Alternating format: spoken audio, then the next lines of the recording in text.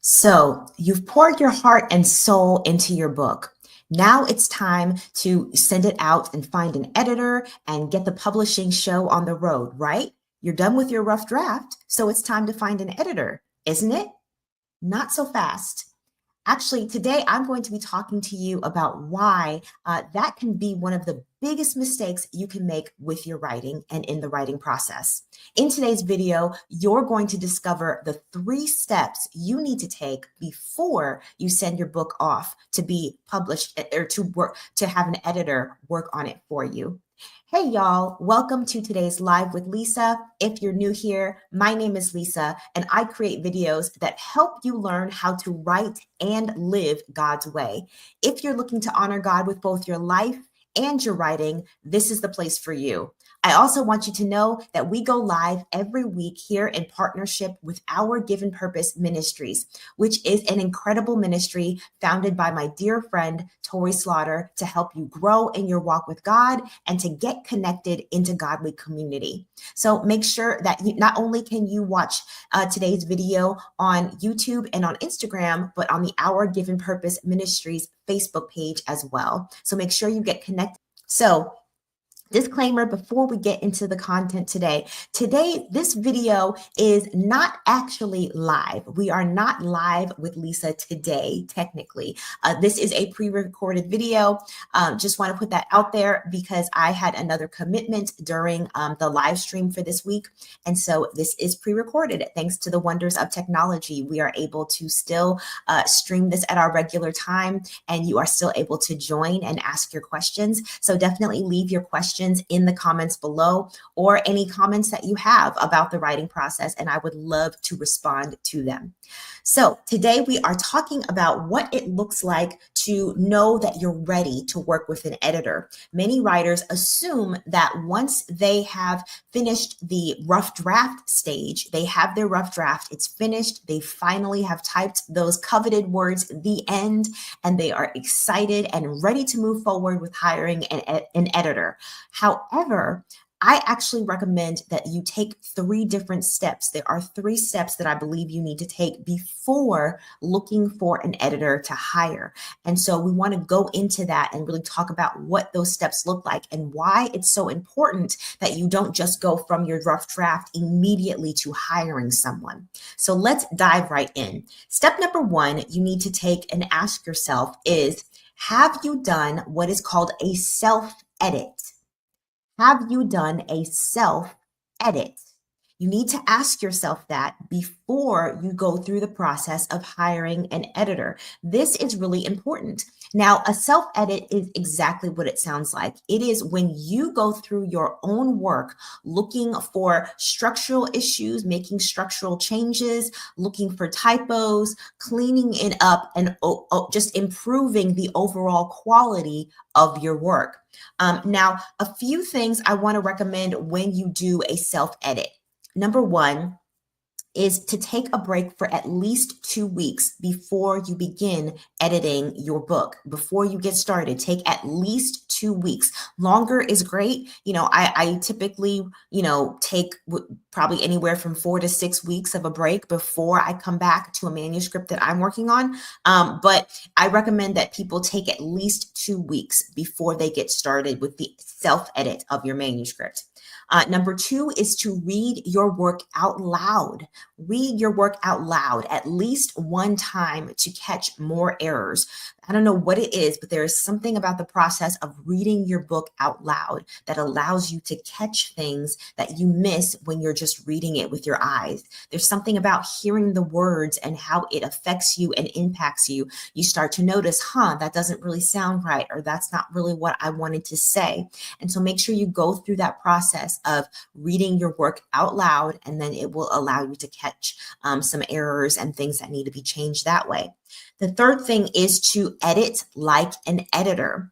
And what does that mean? It means you're going to go through multiple, what are called passes through your work. You're going to go through multiple passes over your work. So you're going to do at least one pass to check for big picture structural issues. Things like, is this chapter in the right place? Does this scene work the way I want it to? Is the book as a whole saying the message that I want it to say?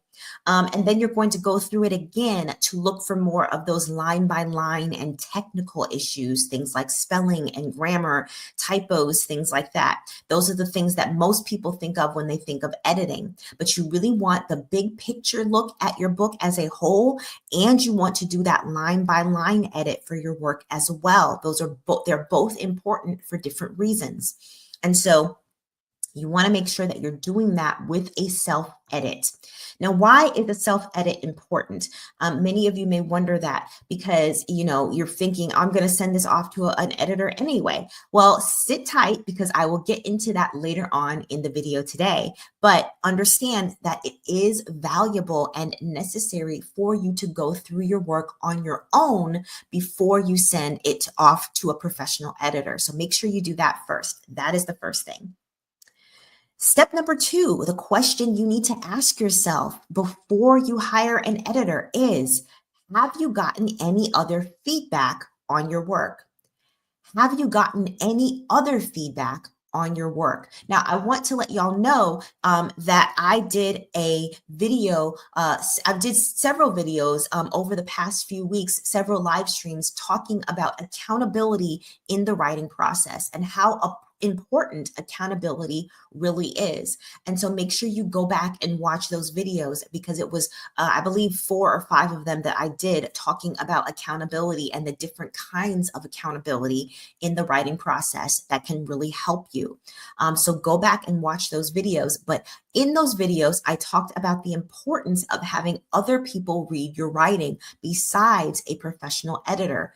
Editors are helpful, they're necessary, they have their place, don't get me wrong, but you need other eyes on your work as well. They're going to bring different things out of your work and out of your writing that are different than what an editor does.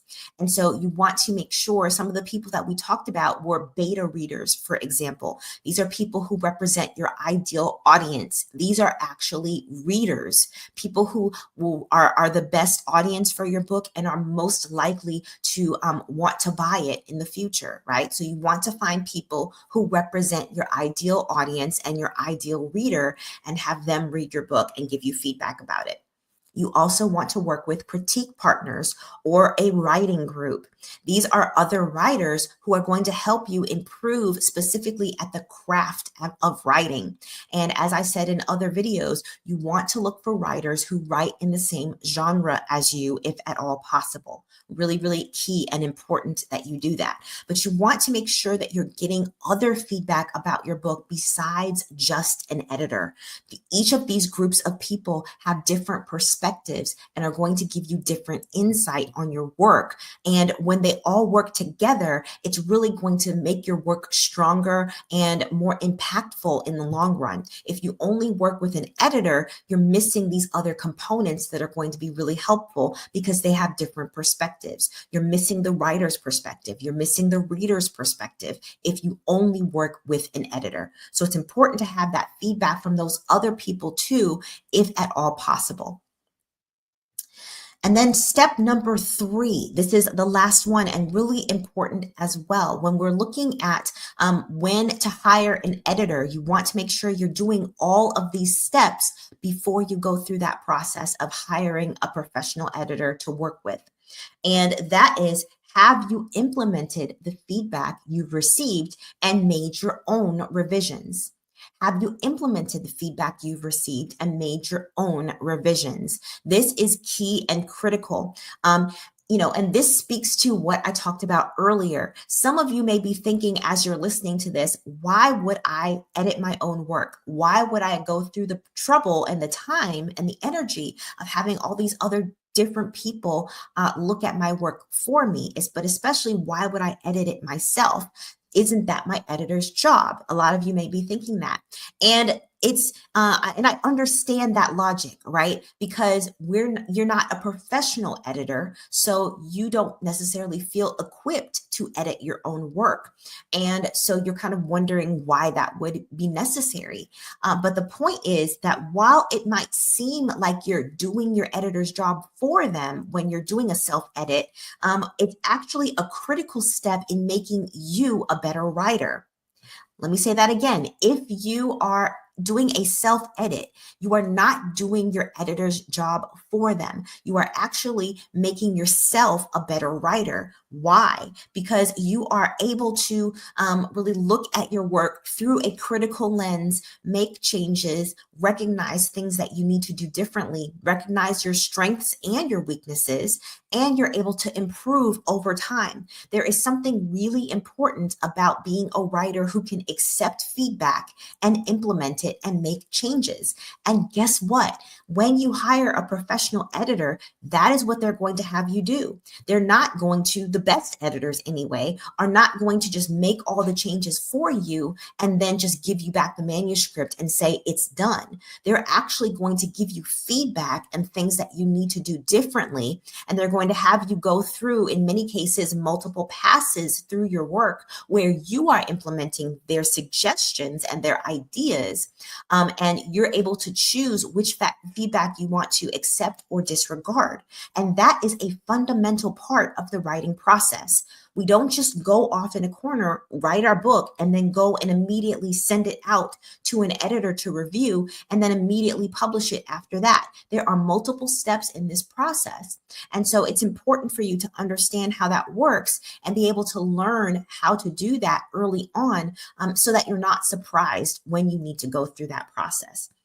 Being able to accept and implement feedback on your writing from multiple sources is not only good and important, but it's actually one of the most important skills that a writer can have. So you don't want to skip on that step. So the question many of you may have at this point is, are all of these steps really necessary, right? You're saying that I have to do a self-edit. You're saying that I have to have my work read by other people. You're saying that I need to also go back and implement those changes that I've gotten, those suggestions that I've gotten from other people. And I may need to do this not only once, but multiple times. Is all that really necessary? I just want to get this book out into the world. And my answer for you is, it depends. It depends.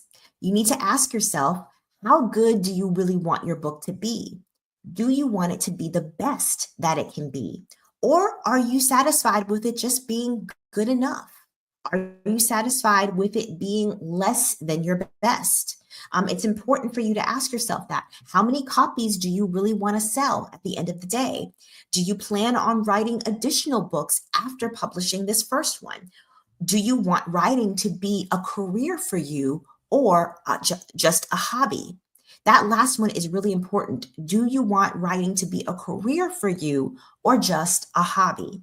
Because if the answer to any of those questions is yes, right? You do want your book to be the best it can be. You do want to sell a certain number of copies. You do plan on writing additional books, and you do want writing to be a career for you.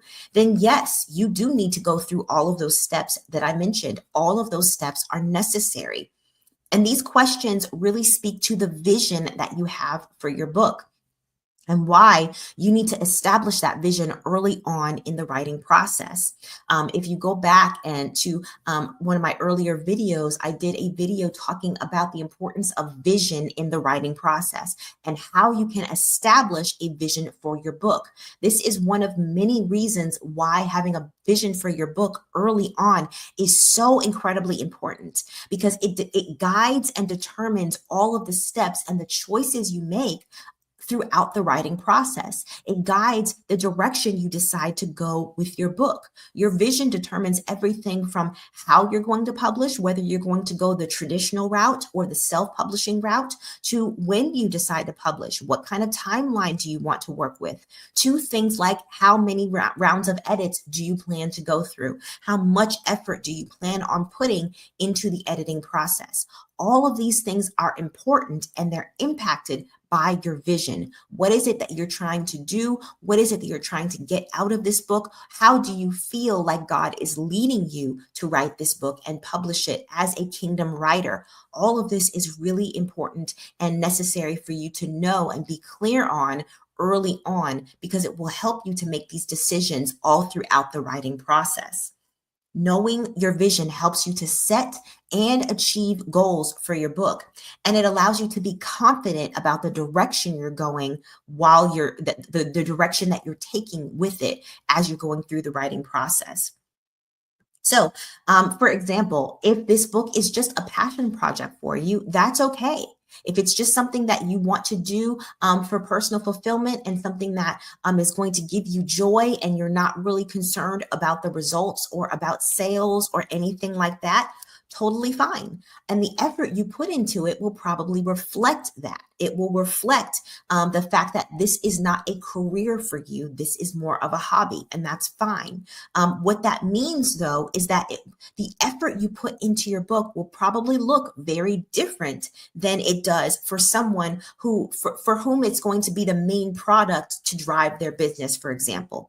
If you're a coach who is planning on making this book something that establishes your credibility, helps you to connect with your audience, helps to get you speaking opportunities in the future, then when you write your book, you're going to want to put a lot more effort into editing and revision and working with professional editors and different types of people to help you get your book really polished to where you want it to be. You're going to put a lot more effort into that if you're looking at your book being a really core part of your business model and helping you move forward in your business in that particular way. That's going to be very different than someone who is just writing a book and publishing it for their friends and family and just to be, to really get that joy out of doing that. Those are two different visions that have two different requirements for you. So it's important for you to recognize that and really just to understand that writing a book is something that can be done quickly, but that doesn't mean that it necessarily should be done quickly. And again, if you're looking to publish the best possible book that you can, you really want to strongly consider taking all of these steps into consideration and taking your time with each of these steps to really get that final product to where you want it to be. Don't be afraid to put in that time to edit your book yourself, to get that feedback from other people who can help you and can see things in your book that you would probably miss.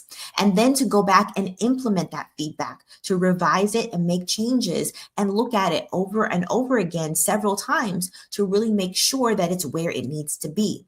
And then we go through the process of sending it to an editor and working on it and polishing it even more.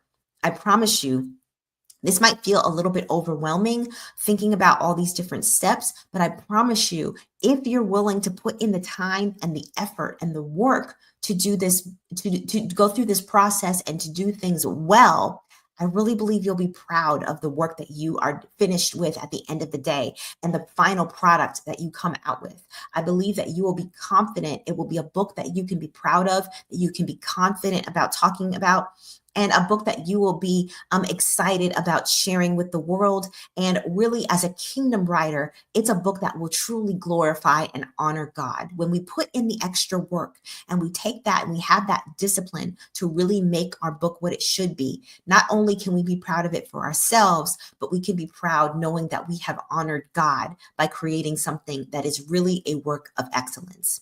So I'll leave you with that today. I hope that this video blessed you. If you found it helpful and encouraging and you want to learn more about how to write and live God's way, let's make this a regular thing. Go ahead and subscribe and leave a comment below. Share this video with someone who could use some encouragement, and let me know what you're working on. Let me know what questions you have about writing God's way and about the writing process in general. I would love to help you in any way that I can. So that's it for this week's Live with Lisa. I will see you next week. We'll be back to being live next week, and I will see you on the next live stream. Until next time, take care and God bless. Bye, y'all.